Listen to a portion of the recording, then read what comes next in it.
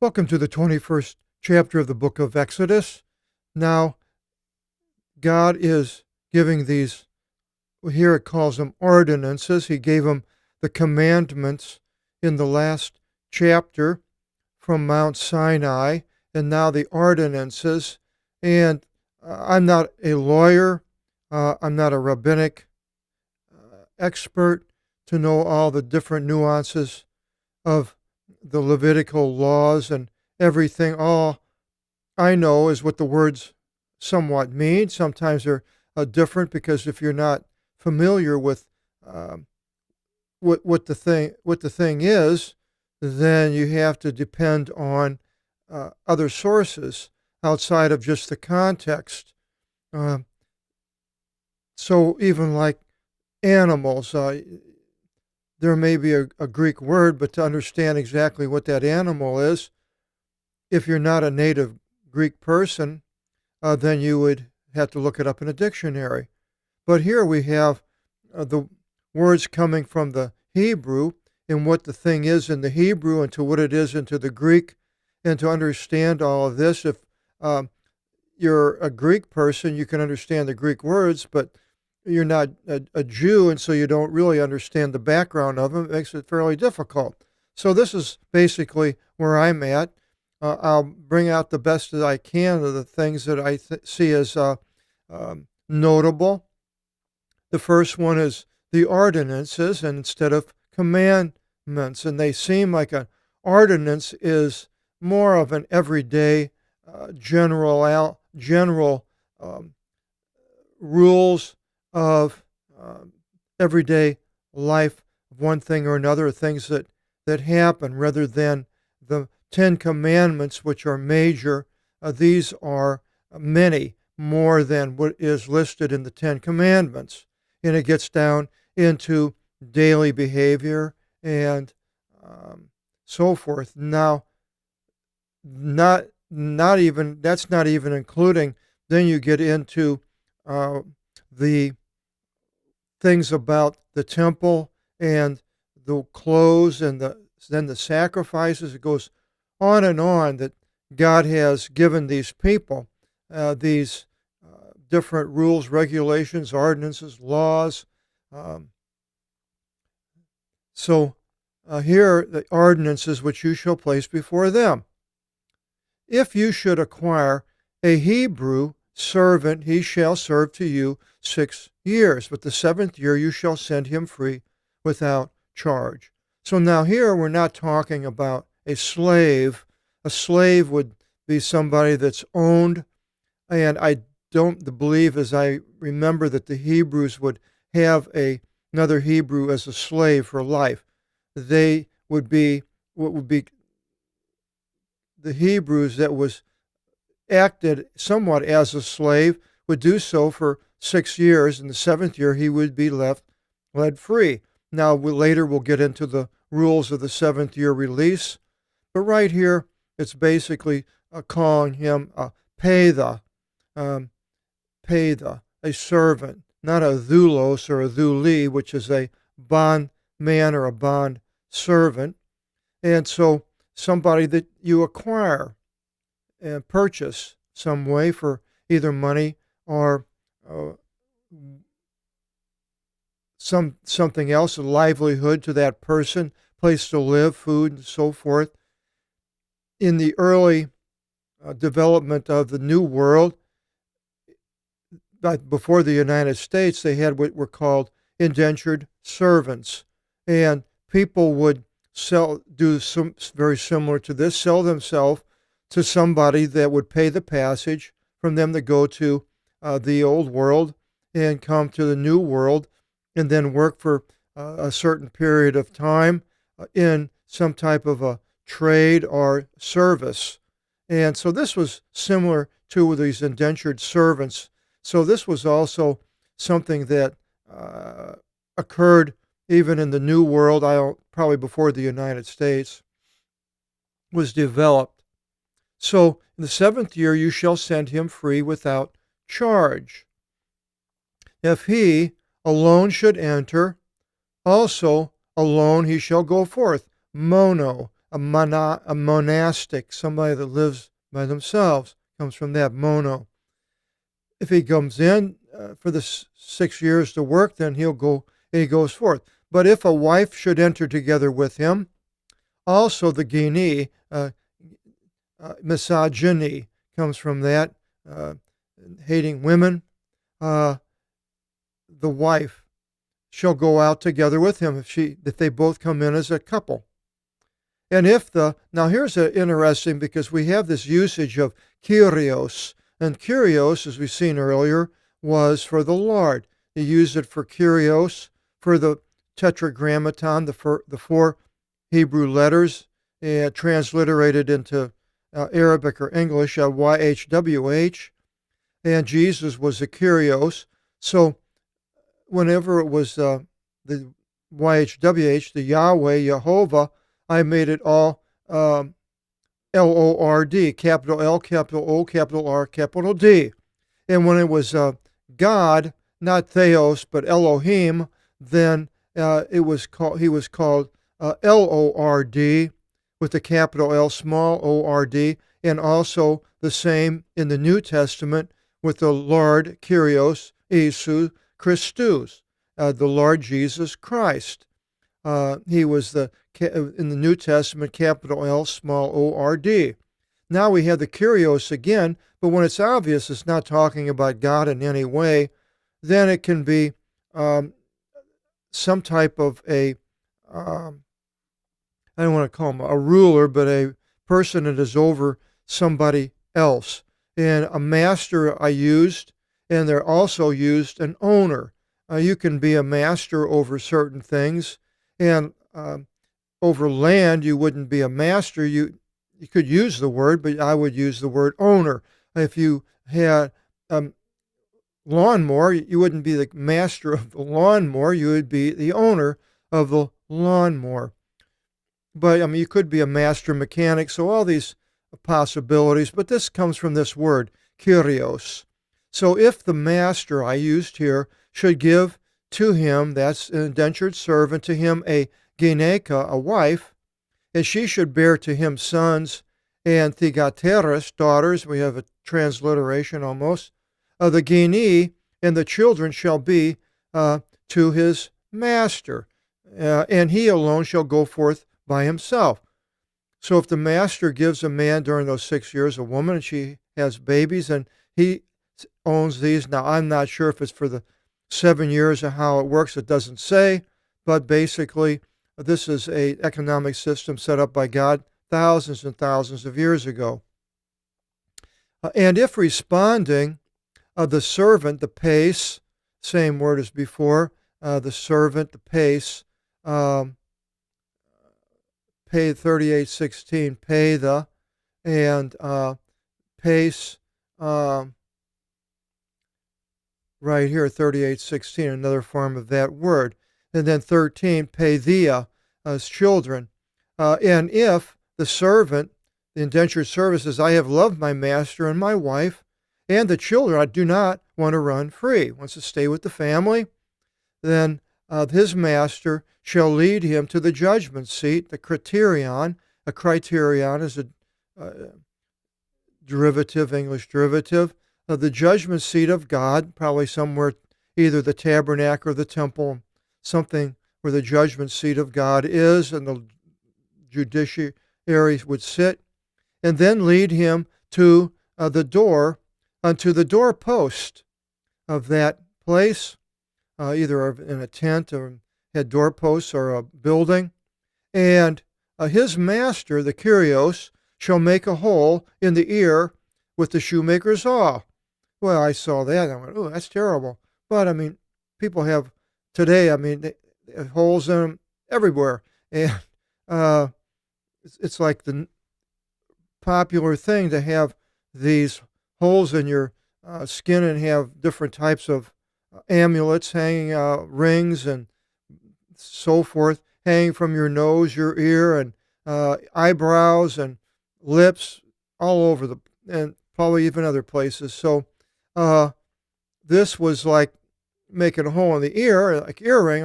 Almost every woman that I know has a hole in her ear. But here, he takes the shoemaker's awl, and I'm sure it was tried to find as small as one as he could, and so he makes the hole in the ear. Bang, and there it is. And he shall serve to him into the eon. So from then on, he's not going to be free. But if any should give over his own daughter, as a iketin. Now here's a different one, a domestic servant. Now, who is the giving over? Is that any man, any Hebrew, not necessarily a master? That's my guess, but anyway, giving over the daughter, she shall not go forth as the doule, as a servant, run forth. She'll be different, has a different level, and I don't believe it's lower than the bondman. I think it's higher, but it says, and if she should not be well pleasing to her master, who did not solemnly promise her on payment of ransom, he shall release her. So if he didn't like her, then he would pay money to the father for her. He didn't want her. But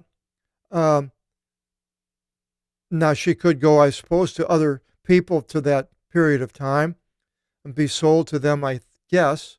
But the master is not to sell her to an alien nation. She stays in the Hebrew nation, for he disrespected her. He didn't go along with what he said, disrespected her. And if to his son, the master, so he solemnly promised her, now I don't know if that would be for a wife or just as a servant, according to the ordinance of the daughters, he shall commit to her.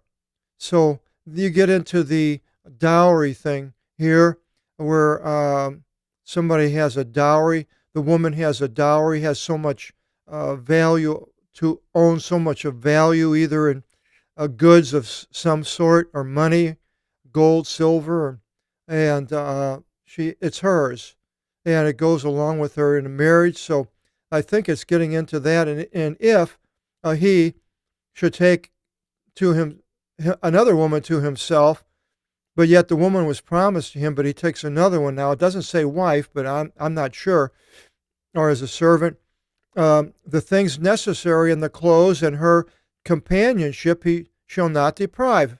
So she keeps the dowry. And if these three things he should not do to her, she shall go forth freely without paying money. So she was in an indentured servant type thing, or possibly the father put the family under the bondage forever. And so if the woman then can be freed without a paying of money, but just be freed. Now it changes, and if any should strike any, hit somebody, and he should die, to death let him be put to death. So if you hit somebody and that person dies, then let him be put to death. Well, of course, that doesn't have anything to do with if you're like the police or the army and so forth, but murder, basically. But if it be done not willingly, and we call that manslaughter today, but theos, God delivered up into his hands by happen chance, I guess it wouldn't be happen chance, but God allowed it to happen, I will give to you a place of which he shall flee there, the one manslaying. And so he later will go into these places of refuge in more into detail. All this is just an overview.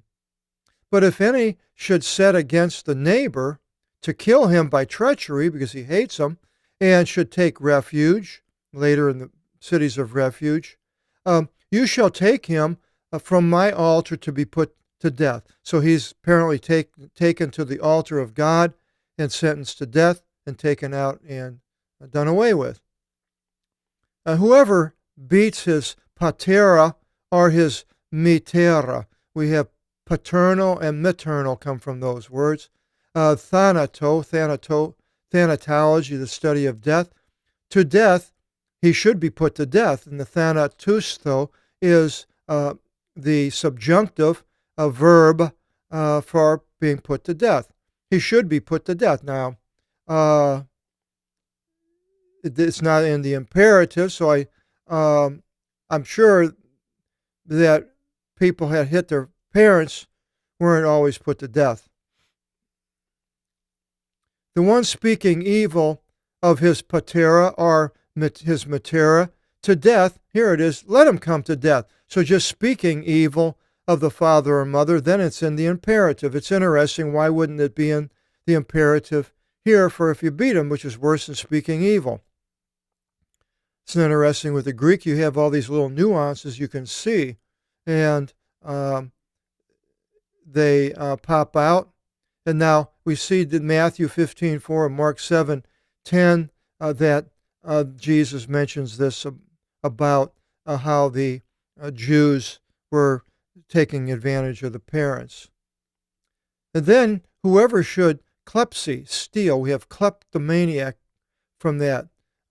Whoever should steal any of the ones of the sons of Israel, make them into slaves, I think it's talking about it, tyrannizing him, should give him over, and should be found by him to death, let him come to an end. And all this should be found by him and give him over. And I'm not exactly sure the nuance here, but it basically, if you cause a person to be in the slavery, then let him be put to death. I'm not sure if the word slave was there.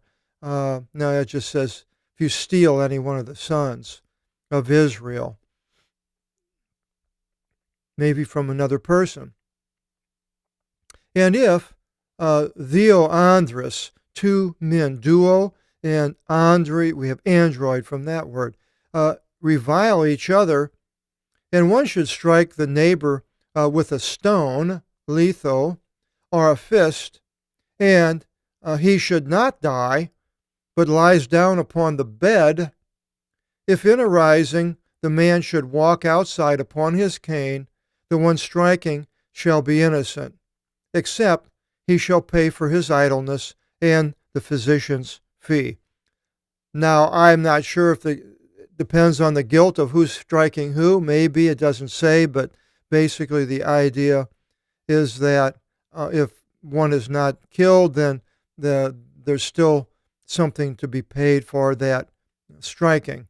But if any strike his servant, now the first one, striking a man, but now a servant is a little bit different because a person is almost like a piece of property, or his maidservant by a rod, like they did when you see pictures of the South and the southern part of the United States when they had slaves and they would strike people and beat them and all sorts of terrible things.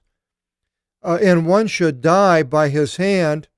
With punishment, let him be punished. So there will be a recompense if you kill a maidservant or a manservant, somebody that is owned by you, then being punished, but it doesn't say right here, but death could possibly be. And if the one should continue to live 1 day or 2, he shall not be punished, for he is his money. He owns the person. So he is allowed to punish. And now it says punish, not just to strike him for any reason, but to punish the person for doing something. They're allowed to be punished because he owns the person, so he can punish him. Well, now you can say, well, that's really harsh and horrible, but because today we don't do that. Well, we don't do that in the United States, but maybe other places in the world that people still do things like this. I don't know, South America in the jungle, excuse me, or in Africa or in Asia, maybe in Middle East. I don't know. Haven't lived there and I haven't experienced all these things, but you out there, if you're listening, you say, well, we do that here, and that's just common. So listening to these things, you have to put yourself in the position. This was thousands of years ago.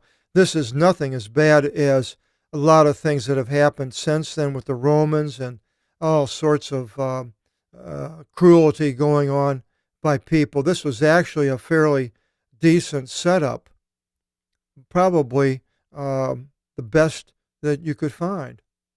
And it continues, and if Theo Andres, again, two men should do combat and should strike. I had a woman, but it's actually a wife because she has one in the womb, a pregnant wife, and should come forth her child not completely deformed, with a fine, he shall be penalized insofar as the husband of the woman should put upon him, the master.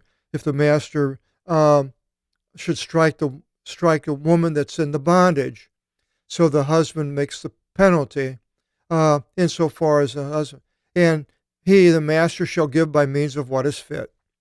Now maybe the judges determine what is fit.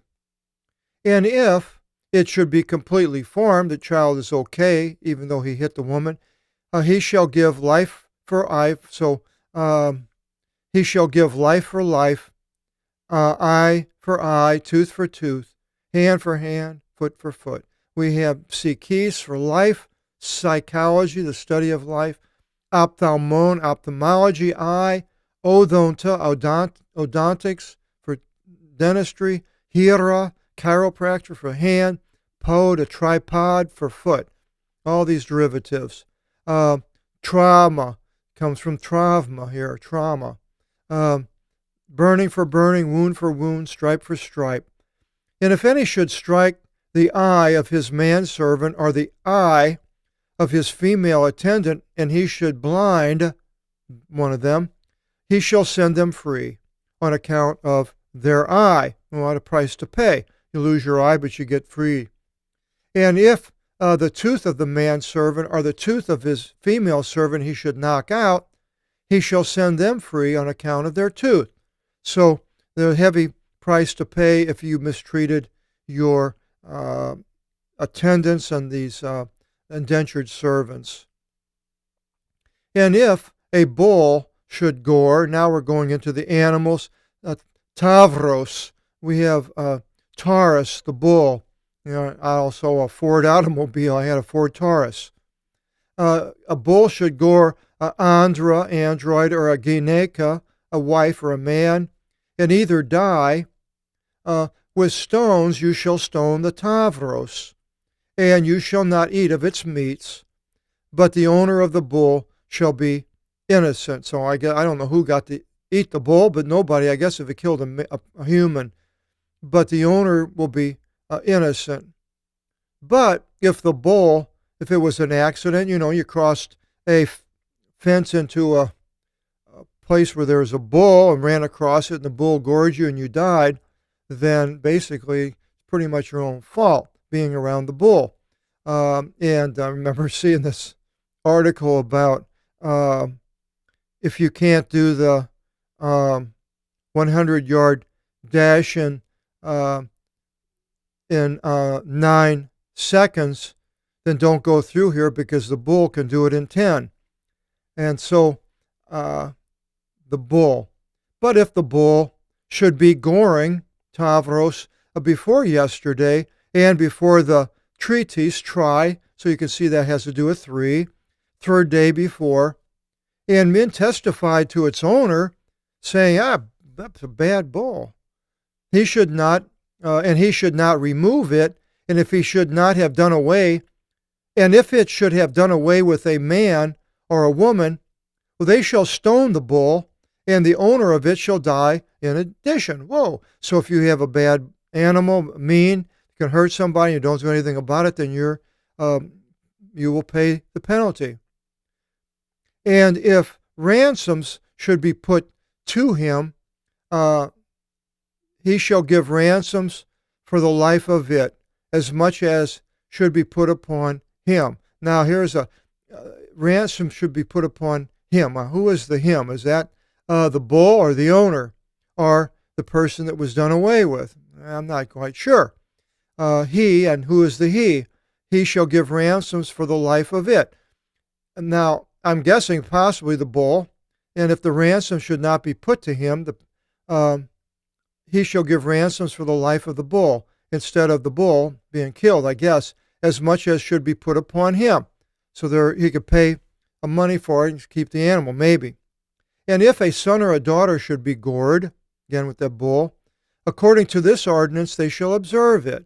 So they're gored, I guess not necessarily killed. Then he has to pay. And if the bull should have gored a manservant or a maidservant, he shall, that is the owner, he shall give 30 double drachmas of silver to their owner. That would be, if they're a maidservant, they don't get it, but the owner of the maidservant gets it because the person is damaged. And the bull shall be stoned. So the bull is dead, the Tavros. And if any should open a pit or quarry a pit and should not cover it, calypsi. We have apocalypse. Apocalypse means cover, and apo is from, to uncover. The book of Revelation. And should not cover it, and a calf or a donkey should fall in there. The owner of the pit, now see, I made owner, it's not the master, but it's still Kyrios. You could put Kyrios, the master of the pit, shall pay, but this doesn't sound right. And he shall give money to their owner. That is, if the maidservant or the manservant fell in to the pit, then and the animal coming to end will be his. I'm sorry, we're not talking about people. We're talking about a calf and a donkey falling in. Then the animal will be his. And if any bull should gore the bull of the neighbor, and it should come to an end, they shall give over the living bull for sale and divide the money from it. So if I had a bull and another bull next door, they got together and one killed the other, then we will split the money proceeds of the bull. And the bull having died, they shall divide. And apparently give up the living bull for sale, and they'll divide all that money. And if it is made known that the bull was given to goring, is given to goring before yesterday, it had a habit of doing this, and before the third day, and they should have been testifying to its owner, and he did not remove it, he shall pay bull for bull. But the bull coming to an end will be his. Now, the his is that the owner's, or is that the person that had the bull that was killed, get them both? I'm not exactly sure there. If he didn't remove it, he shall pay bull for bull. But the coming to, it doesn't say bull, but the coming to an end, it will be his. Well, some of the things are hard to understand, but we'll do our best as we go through all these chapters, a lot of them through the next couple of books of the Bible. Now, next we get into ordinances regarding theft. Hope you'll join us in chapter 22. Until then, God bless.